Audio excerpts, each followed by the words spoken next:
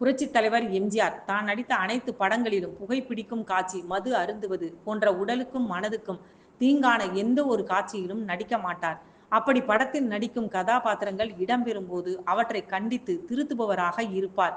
ஏனென்றால் அவர் நிஜ வாழ்க்கையில் குடிக்க மாட்டார், புகைப்பிடிக்க மாட்டார். அதனால் ஏற்படும் தீமைகளை பற்றி நன்கு அறிந்தவர் என்பதால் இதை ஒரு கொள்கையாகவே வைத்திருந்தார் புரட்சித் தலைவர் எம்ஜிஆர்.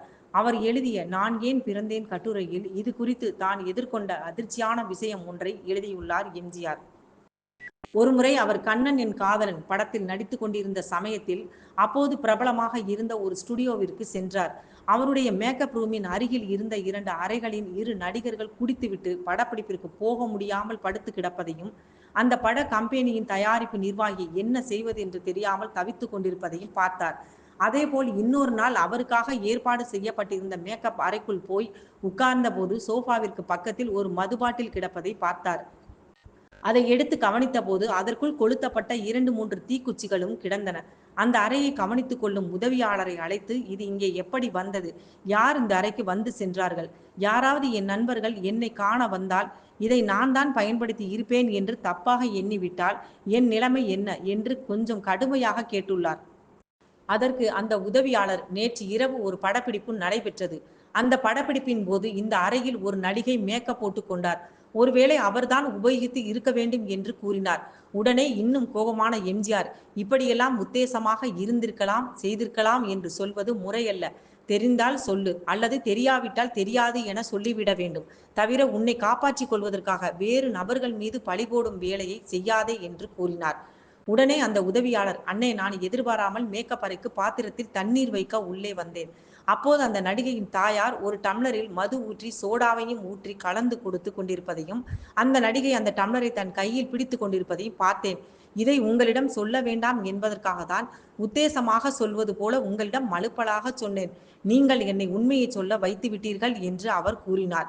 இந்த விஷயத்தை கேள்விப்பட்டதும் அதிர்ந்து போனார் எம்ஜிஆர். அதுவரை அந்த உதவியாளர் சொன்ன அந்த நடிகை குடிப்பவர் என்று எம்ஜிஆருக்கு தெரியாது. அவர் கேள்விப்பட்டதும் இல்லை. இவரெல்லாம் குடிப்பாரா என்கிற அதிர்ச்சியும் ஏற்பட்டது. உடனே எம்ஜிஆர் தனது லெட்டர் பேட் ஒன்றை எடுத்து அதில் ஒரு தாளில் அந்த ஸ்டுடியோவை அப்போது நிர்வகித்து வந்த மேனேஜருக்கு ஒரு கடிதம் எழுதினார். அந்த கடிதத்தில், இது கலைக்கூடம், கலையை தெய்வமாக வழிபடுகிறோம். அதிலும் மேக்கப் அறையிலேயே இப்படி மது அருந்த அனுமதிக்கின்றீர்களே, இதன் விளைவு என்ன என்பதை தாங்கள் அறிய மாட்டீர்களா? இதை யாராவது போலீசுக்கு அறிவித்து மது அருந்தும் வேளையில் போலீசார் வந்து கைது செய்தார்கள் என்றால் தங்கள் ஸ்டுடியோவின் பெயருக்கே களங்கம் ஏற்படுமே.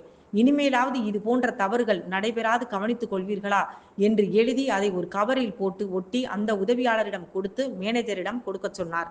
அவரும் தயக்கத்துடன் அந்த வாங்கி கொண்டு சென்ற சில நிமிடங்களில் எம்ஜிஆரின் மேக்கப் மேன் அந்த கவருடன் எம்ஜிஆரிடம் வந்தார்.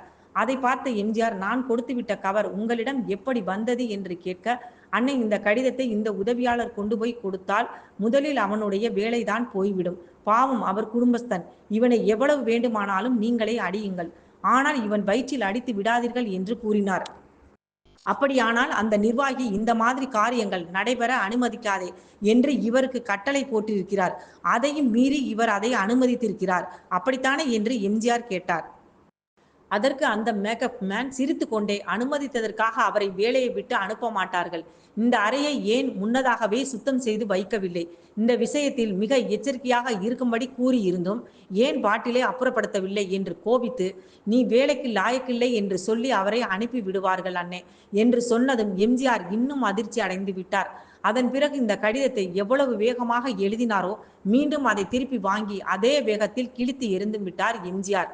இது குறித்து எம்ஜிஆர் கூறும்போது, தவறு செய்வதை தடுத்ததற்காக அல்ல தண்டனை, மற்றவர் கண்களுக்கு படாதவாறு அதை மறைத்ததற்கு தான் தண்டனை என்பதை உணர்ந்து கொண்டேன் என்று கூறியுள்ளார்.